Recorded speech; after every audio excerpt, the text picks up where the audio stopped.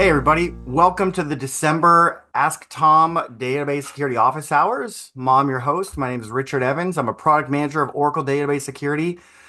Sorry, no Santa, guys. I tried to get him to show up, but he said he's busy. But we'll close the year out on a high note with a presentation from Tim and Russ. Russ Lowenthal is a VP of Database Security Product Management. He's my boss. And Tim Chien is the Senior Director of Oracle Backup and Recovery Technologies on that product management team. So very excited to have both of these gentlemen here to talk about cyber resilience and ransomware protection. This call is being recorded. It will be available on the Ask Tom platform, next week or so.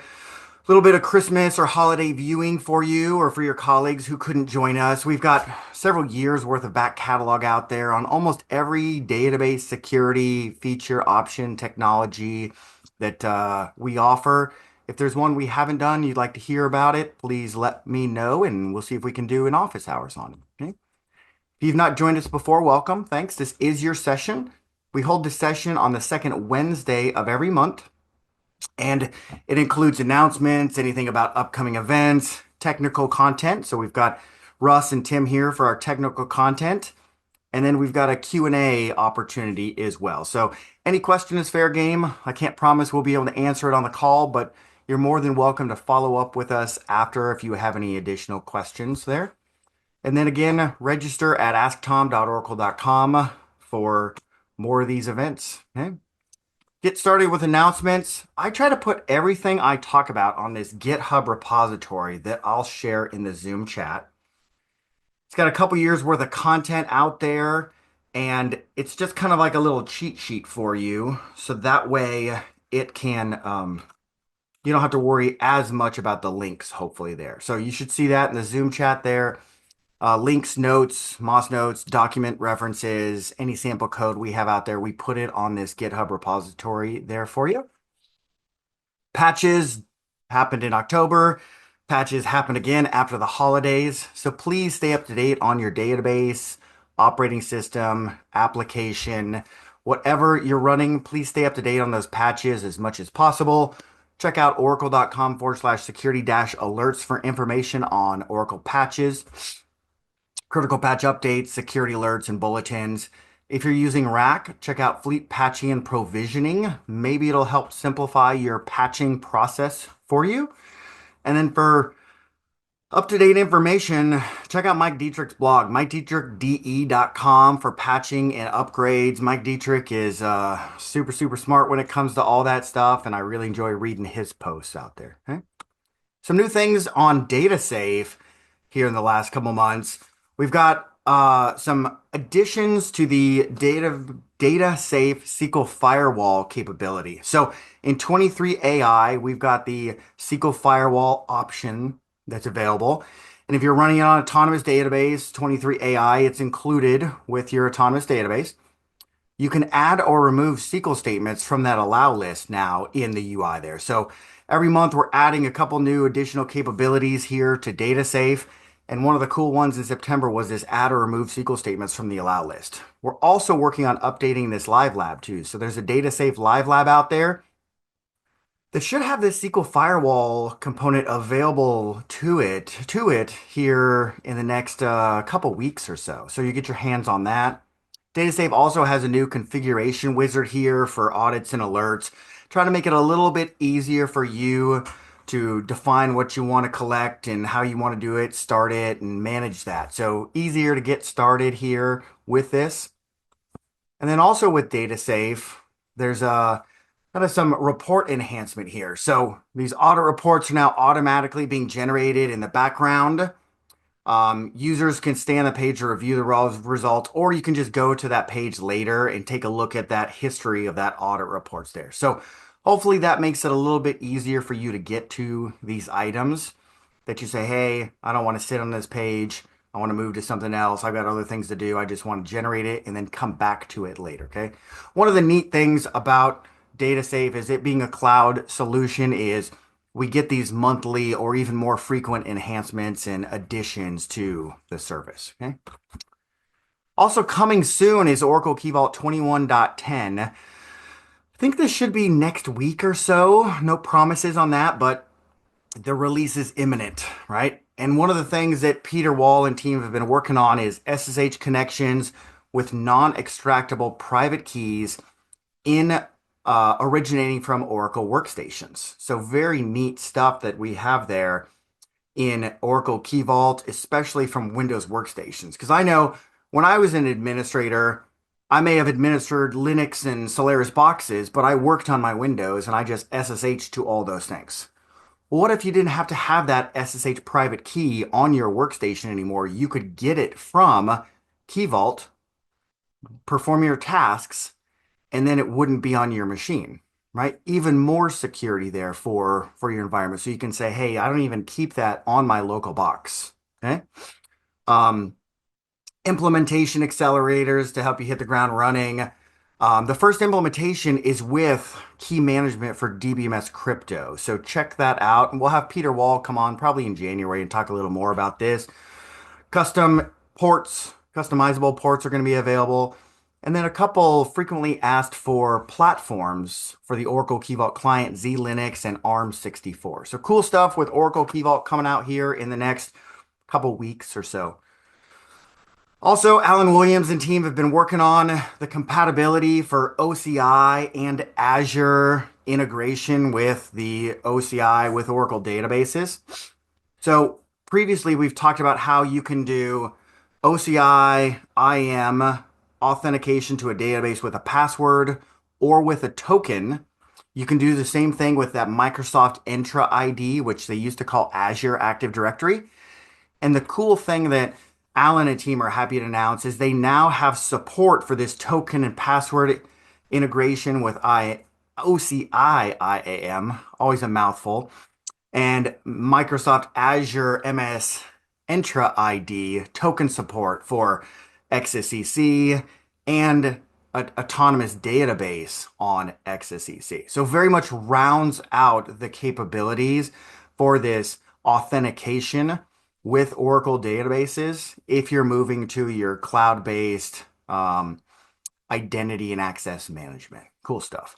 Another thing the OCI team has been working on is kind of cross-tenancy support there. So some customers have multiple tenancies. If they want to have tenancy 1 and tenancy 2 be able to admit and endorse the user for authentication there, this is now supported for database OCI IAM integration in a cross-tenancy environment for Oracle Cloud databases. Okay, so very cool capabilities that are still being added to OCI, IAM, as well as our continued support for Microsoft Entra ID. If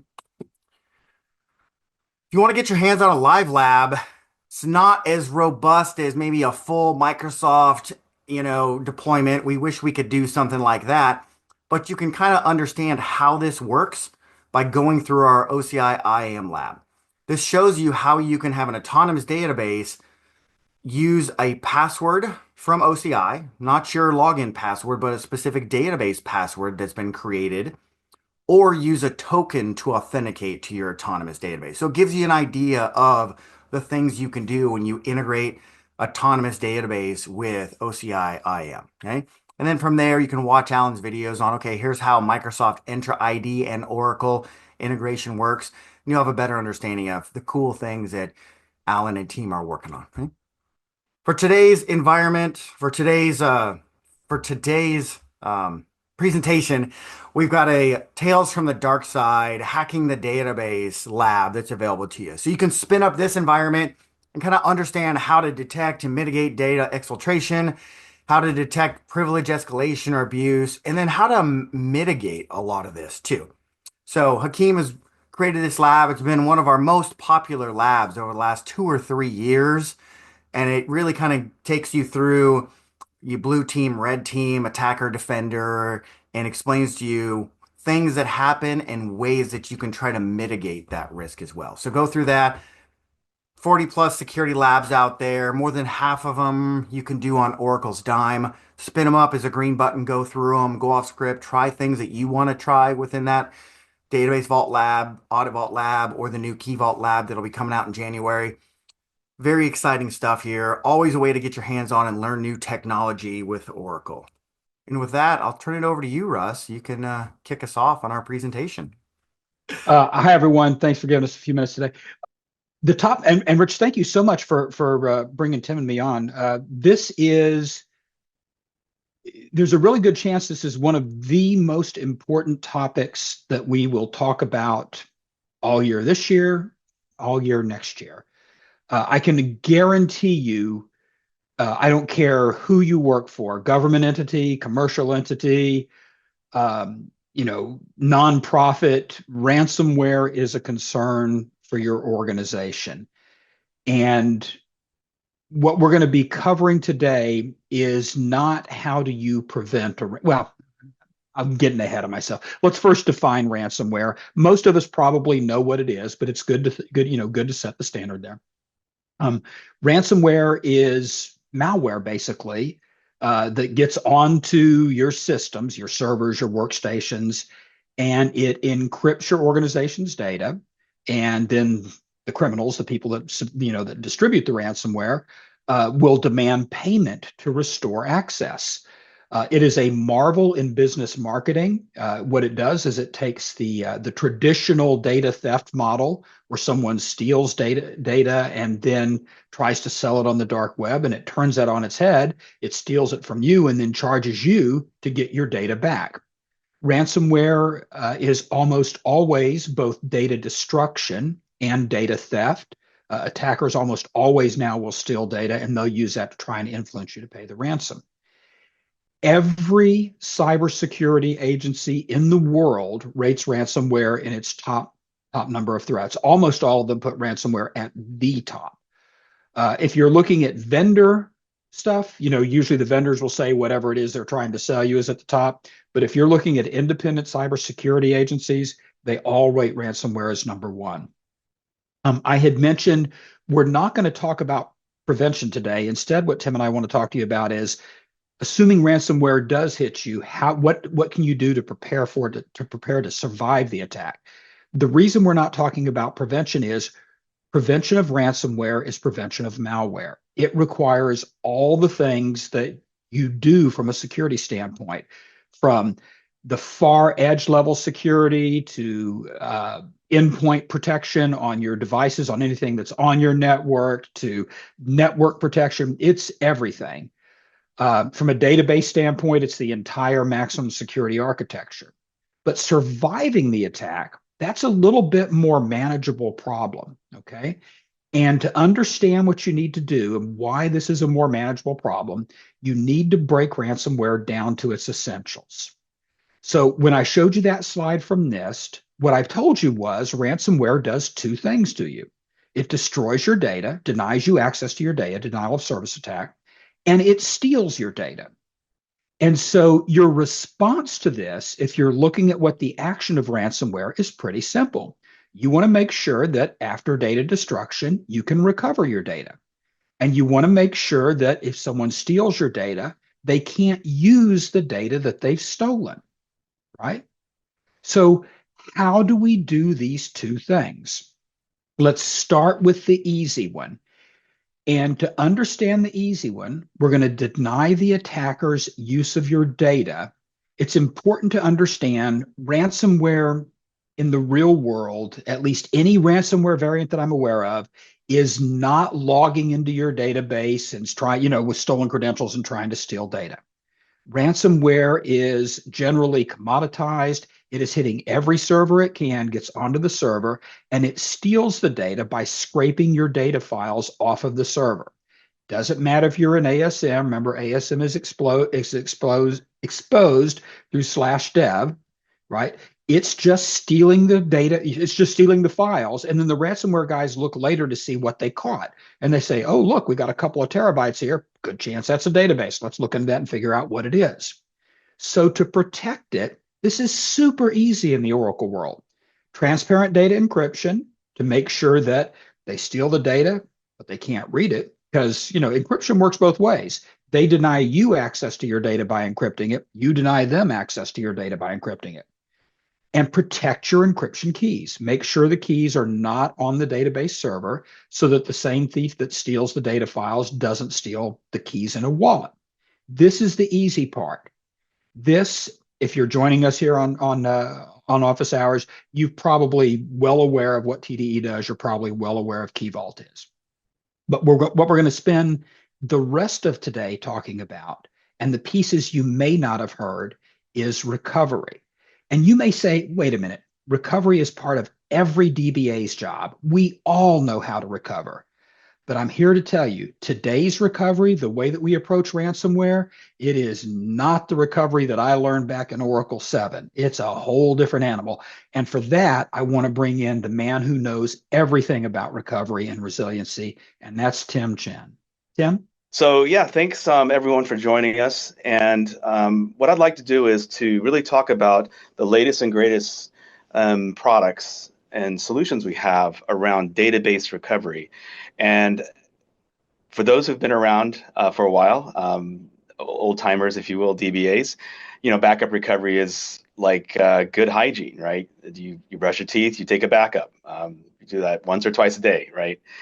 That paradigm is still around today, but the context or environment that those backups are now being used for, and the industry is kind of heading towards, is really about cyber resiliency, because the production outages or just downtime that people suffer today, those become much more magnified and impactful when you're talking about a cyber attack. And with ransomware here, you now have a monetary consequence as well, right, in dealing with. So backups are critical, are essential, dare I say foundational to a cybersecurity strategy. And so making sure you can recover may sound pretty straightforward and easy, but it is not as easy as it sounds, okay? And we'll kind of go through that. Why is it not easy as it sounds? The problem is that ransomware, because it is a intelligent and becoming even more evolving, become even more sophisticated type of attack, they can actually find backups. They can go from production environments, laterally move across connected networks, sniffing for files, as Russ said, scraping files and looking for patterns that might resemble a type of file that could be critical to an organization, such as a database file. And backups of those files also qualifies. So in a lot of cases, when we look at news for ransomware attacks, the attack doesn't start within the data center. It starts from outside, right? It comes in from a phishing email or a vulnerability or some kind of exposure of access. And once a ransomware is deployed, it goes around trying to find things to pick up, things to encrypt, and it can very much permeate into the backup systems. And so destroying your backups makes it more likely you'll pay the ransom since you have no other way to recover. And when I look at the news today, that's really kind of the big, alarms in my head going off, saying these customers, if they had a backup that they had verified, that they knew where to get it, and that it was tested, it could be used, then they wouldn't need to pay the ransom, right? They could just simply set up a new environment and restore everything in the time that's needed, which is the other aspect of this equation, and they wouldn't need to pay the ransom. But unfortunately, we see so many ransomware payments now still being done, and even ransomware payments doesn't guarantee you'll get your data back. That's the other insidious side of this, is you may not get your full data back, or even intelligible data back, right? There might be secondary ransomware attacks or groups that will say, well, you paid first time, we also have your data, pay us again. And that's not a situation any of us want to be in, obviously. So let's take a look at the solution. Well, we said it's not as easy as it sounds, But from a architecture and from what you can do with your database protection, it's easy conceptually. It's maintaining backups that the bad guys can't destroy, right? It's having backups that are resilient, and there may not just be your decades old and normal backup strategy as you have today. The three essential concepts we'll talk about as part of a cyber resiliency recovery strategy is immutable backups, cyber vaults, and a clean room. So some of you may know these concepts, but just so to bring everyone up to speed of what we're going to talk about as we go into this recovery discussion, immutable backup is a backup that cannot be altered or deleted until a predefined time has passed. Typically, this is with software controls, because everything is on disk today, that prevent any internal, external process to delete or to modify or to overwrite like a file. In the older days, this was actually media, like tape media that was immutable, meaning you push a little plastic tab on the tape cartridge and it could not be written over again, right? It's read only. And these days, we're all on disk, and that's how we've evolved and will continue to be as the economics get better, remain purely on disk. And so we have software controls that can provide that immutability as well. This is also has a legacy in compliance and regulatory background, if you will, that these concepts came up because of regulations, but they have quite a appropriateness for cyber resiliency as well.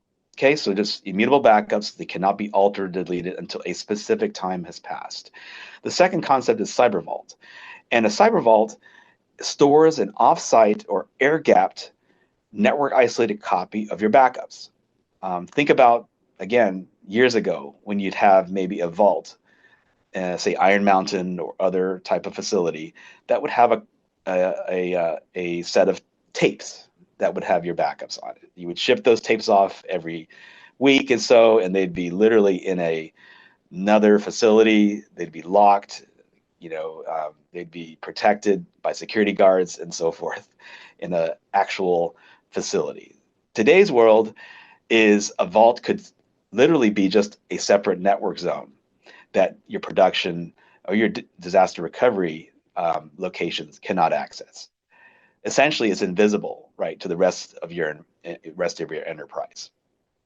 Now, the vault does contain a copy of your backups, so there must be some network access to get those backups to the vault. And so what we have here is a special secure network. This could be controlled by a firewall or some other means or a switch, so that it basically flips on and so becomes visible to the backup system that will be sending or replicating the backups to the vault. And then once the replication is completed, that network is shut down, okay, and becomes invisible again. This period is what we call the air gap open and air gap close period, right? And that's where the air gap comes from. Is an air gap means there's actually no traffic or no network connectivity available from anywhere outside the vault. On the third concept here on the right, we have clean room. And a clean room is a separate zone, could be a separate facility or a site, in fact, that has an up-to-date set of applications, including the databases and supporting infrastructure that can support a minimum viable business in the event of a disaster or a compromise on your production environments. This is your last resort, is that you have basically a compromise that hits your production environments. You don't have time to figure out what got hit. Time is money, customer reputation, lost orders, etc. And you really need to stand up a new environment completely without data loss. All right. And so a clean room is kind of the model that we see customers going to.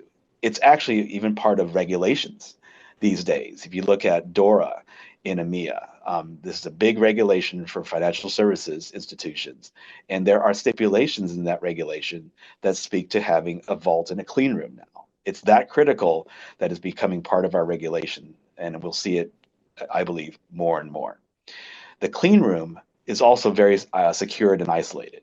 It cannot be reached from your production or DR networks, and the only access that it has is basically a restore network, one-way directional from the vault to be able to retrieve backups and to be able to restore and stand up systems as needed.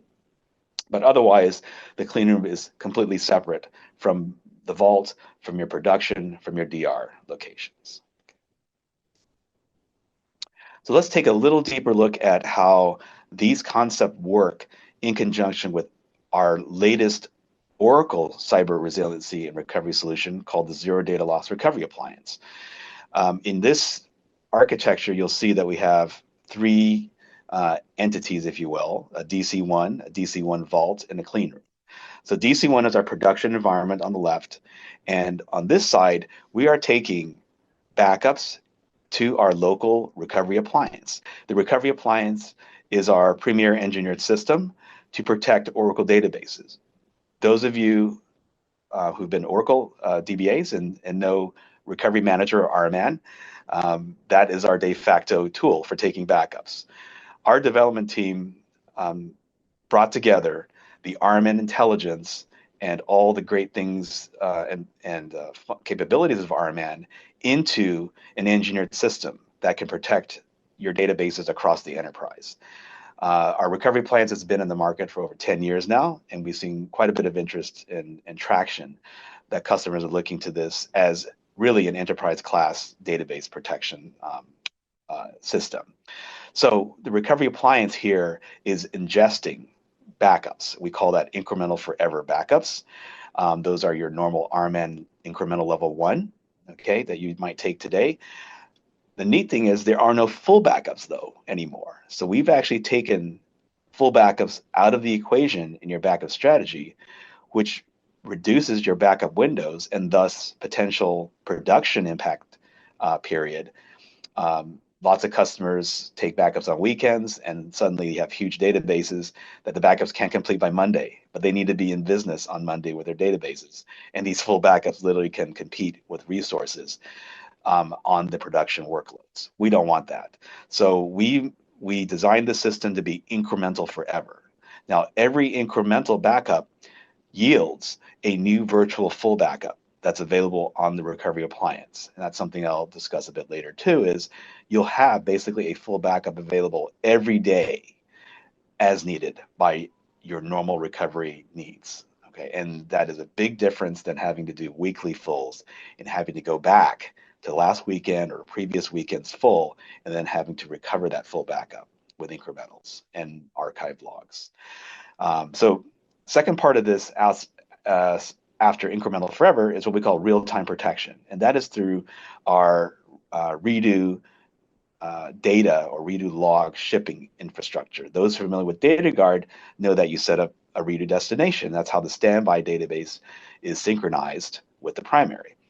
The recovery appliance uses the same technology to ship redo in real time. So you're simply shipping all the transactional changes to the recovery appliance. And thus we're getting sub-second to zero data loss protection.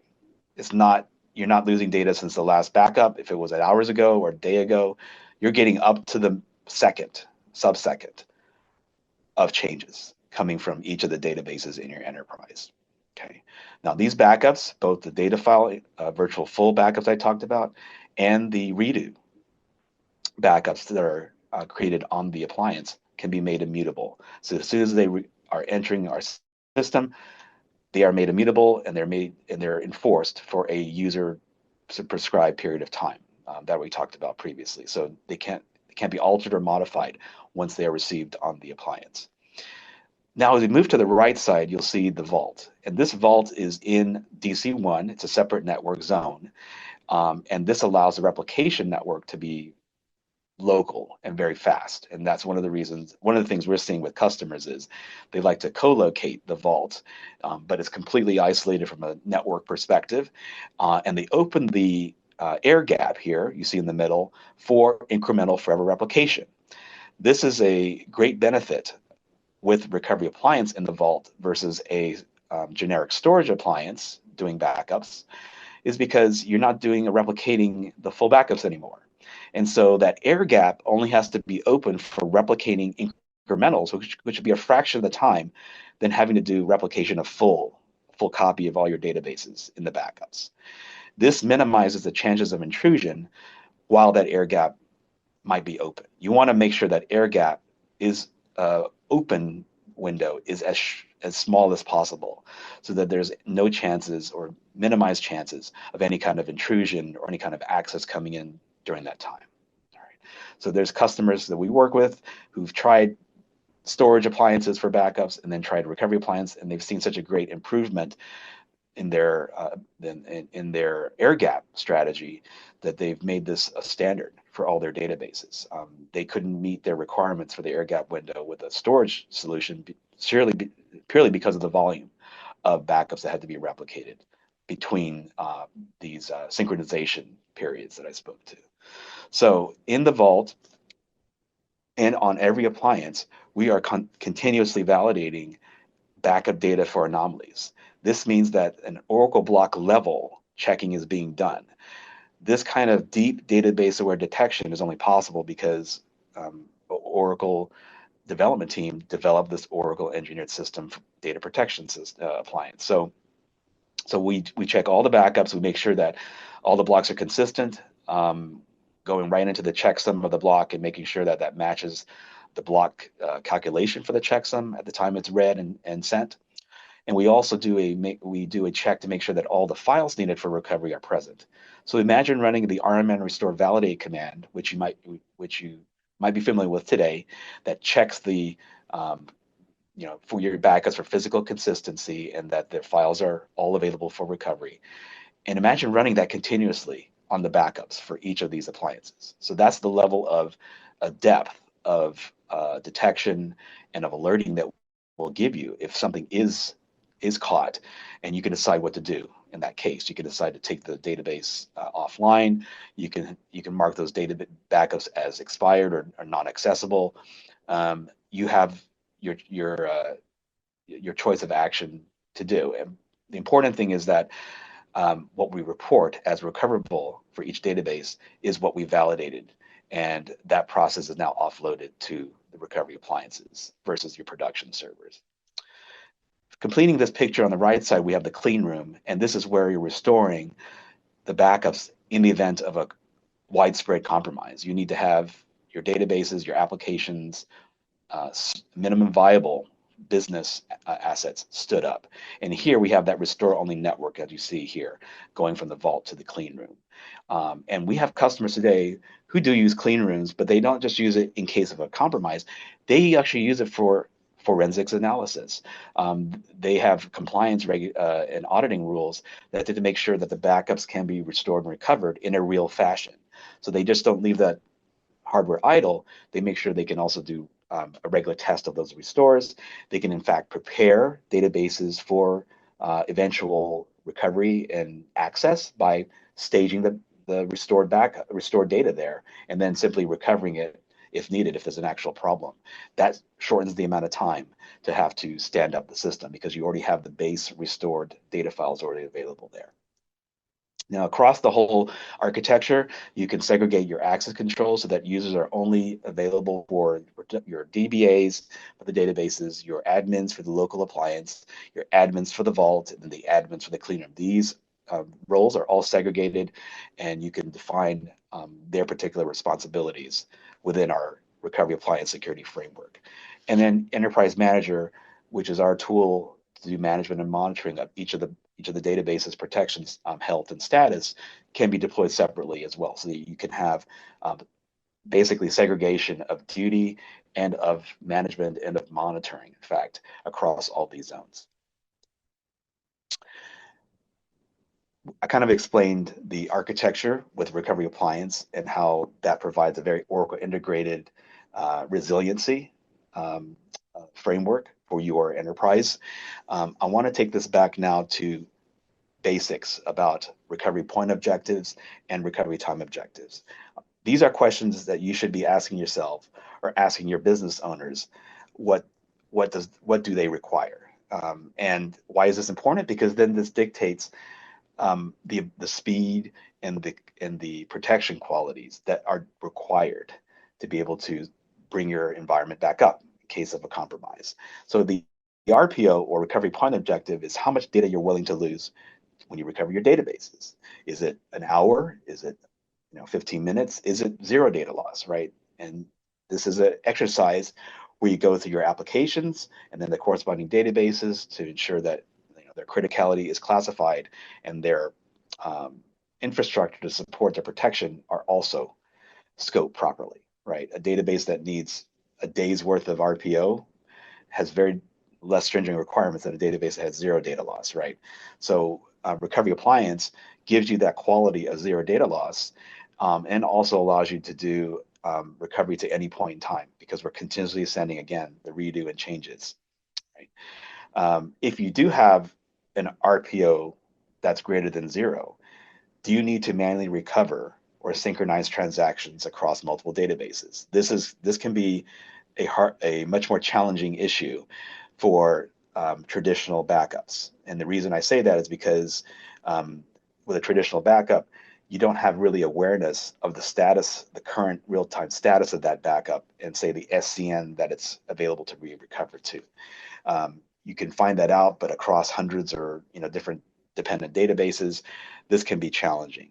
And so you want to factor that into your equation too when you're talking about RPO is, do you need to rerun workloads, rerun changes to bring the data back after it's restored and recovered within the window that you have?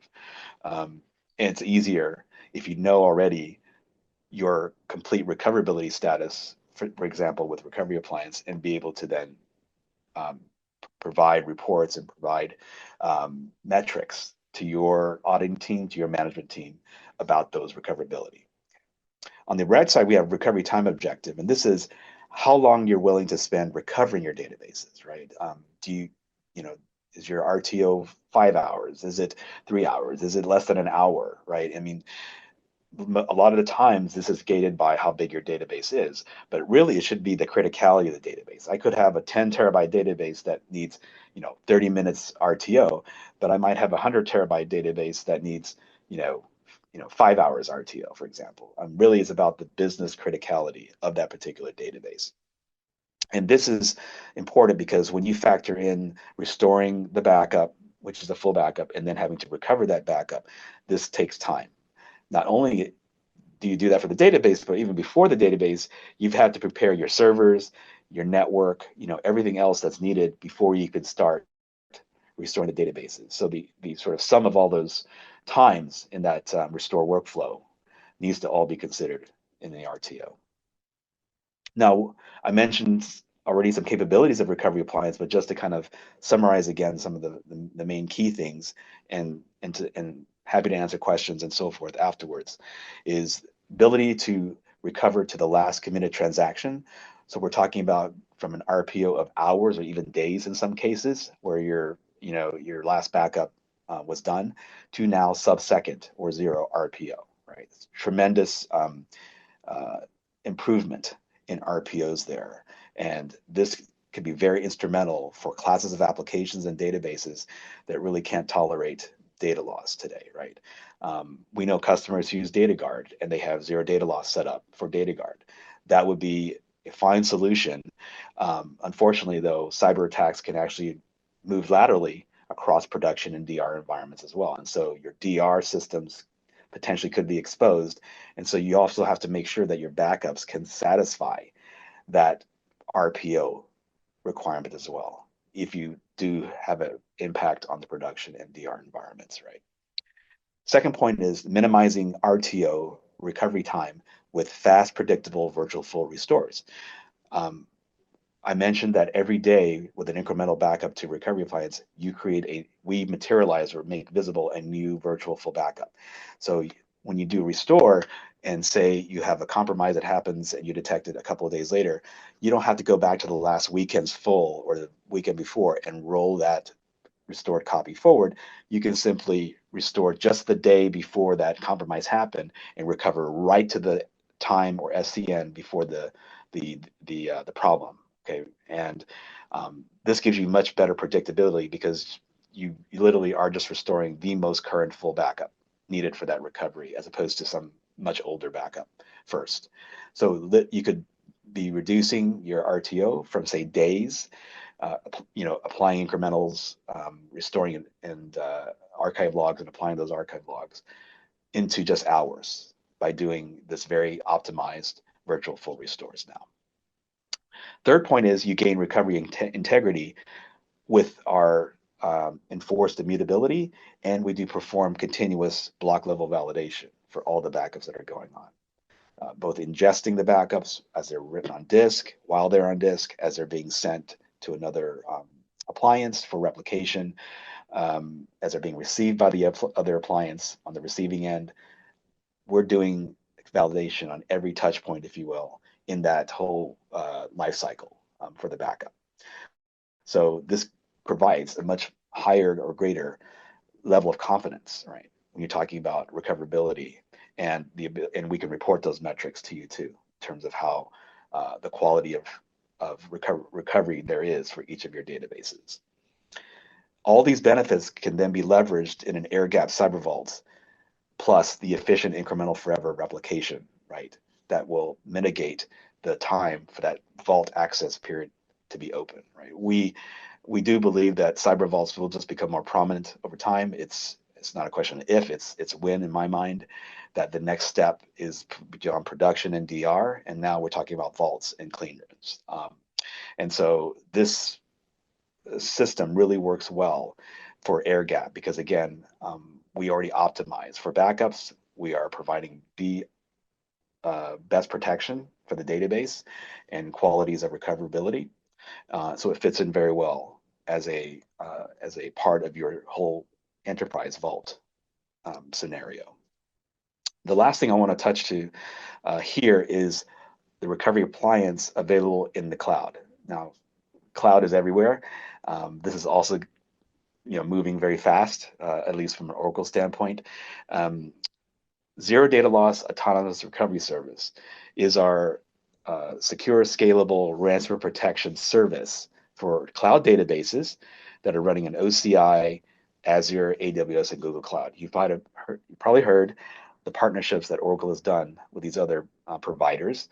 And so both the databases, services can be run in those providers, and commensurately, we have the recovery service, which is built on Recovery Appliance, we just went through, also available.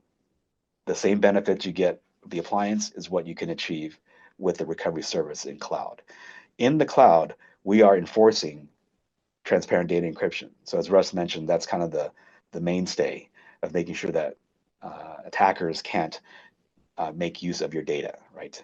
We can use encryption to make sure that the keys are separate, and so nothing can be done of any gainful purposes with that encrypted data. That's enforced in the cloud because Oracle should not see or be able to look at any of the data, the customer data. Provides zero data loss protection. That's with the virtual full recovery, immutability and retention lock, anomaly detection through validation. We give you full separation of duties and roles and privileges across the OCI environment. We integrate with IAM as well in the OCI environment so that you can have even more granular roles there defined. Say a role for backup only and a separate role for restores. You can actually separate those two activities out between roles as well, okay, in terms of the level of granularity. And we provide a logical air gap between the customer tenancy and Oracle Cloud Operations. The recovery service operates in an Oracle managed tenancy, and so there's no access point between the customer tenancy and Oracle's tenancy. We use private endpoints, and we use in-transit encryption through TLS throughout. So this is really a very secured and sealed, if you will, kind of like solution, so that there is no access or any kind of crossover between a customer's database or a ransomware or malicious actor coming from the customer tenant side and being able to do anything or look at anything on the recovery service side. The real moral of the story here is don't pay the ransom. You don't want to be in a position where your actions are being controlled by the people who are attacking you. If you are in a case where your data was stolen and you know that you've got a compromise, then you're going to have to behave in a way that protects your organization because of that compromise. If your data was destroyed and you don't have a way to restore it, then again, you're going to have to behave in a way that the criminals want you to behave. So don't let someone else, or don't put yourself into a position where outsiders are controlling what you do. Okay, especially when it really is this easy. And I use easy advisedly here. As Tim has kind of taken us through, it's not always easy, but I'll give you an example really of a really, really easy way to handle this. And yes, there's some exposure in this. I was traveling in India earlier this year, and one of the great things about our job as product managers at Oracle is we get to meet people. And I was working with a customer, I think it was in Pune, and the topic of ransomware comes up, which is very, very common that it comes up. And we kind of went through what Tim and I have covered here. Well, here's what we think you need to do. You need to encrypt your data. Oh yeah, we're using TDE and we're using Key Vault. We're fine there. And you need to make sure that you have a backup that you can recover from, immutable backups. And he says, oh no, we're good. We've got that covered. Now, I was really surprised at this because I knew they weren't using ZDLRA. And so I'm thinking, okay, they're just using like data domain or something like that. And they don't understand, that those are the kind of systems that are going to be definitely sought out, destroyed. And what he told me is they were actually using mag tape, old school mag tape. Oh. And so they would take a tape backup, and there is no way the ransomware is going to mount a tape and destroy what's on the tape. So their recovery point option isn't where they might want it to be, but they certainly were protected against that data destruction. Take action, right? You, again, don't let someone else dictate what you're going to do. That's just not where you want to be. All right. I'll get off my soapbox, Rich, and turn it back over to you. All right, let's close it out and we'll go and see. We've got a couple questions out there, I think, but let me wrap it up. Please check out our other, we've got live labs out there on securing the database. That Tales from the Dark Side is a good one. Take a look at that one. We've got our Ask Tom sessions. This will be out there in a couple weeks, probably as a early Christmas present for you to rewatch or for you to share with a friend. And then we've got our ebook out there, Securing the Oracle Database. And Russ, I think we've already talked about 2025 as a year for an update to the ebook, isn't it? It most definitely is. It's funny. We wrote the fifth edition, which is our current, and we wrote it just as we were releasing 23C free. But even just in the 23 database, we're now on the sixth release update. There have been so many changes that we would have to refresh it just for that. But when you look at what's changed in DataSafe, what's changed in Key Vault, what's changed in Audit Vault, what's changed with resiliency and recovery, which we're talking about now, what we were talking about almost 2 years ago, early 2023, so 19 months. Either way, it's time for a refresh. So. Oh, yeah. No, and I was just having a conversation with one of the attendees here about how when I was a DBA, these weren't things I worried about, right? I worried about whether or not I could recover my data from my mistakes or from like a hard drive failure, not from somebody coming in and just completely wiping things out and saying, or encrypting it and saying, good luck, buddy, So, yeah, it's changed a lot. So, well, I remember the early days of ransomware when just being on ASM, we used to tell customers being on ASM, ransomware won't hit ASM, it's raw partitions. Yep. Those are gone. No. I shared this GitHub link out there again. We added some some documents and some pages and some YouTube videos and stuff out there that Tim has shared with us. So take a look at that. And then enjoy your holiday, but come back pretty early in January. January 8th, as early as we can get for an office hours. We're going to have Chris Saxon join us and talk about invoker definer rights, talk about accessible by clauses, talk about code-based access control. Some of these things that are built into the database that have probably been there since 12c, and you're like, wait, Oracle can do that? Wait, that's how that works?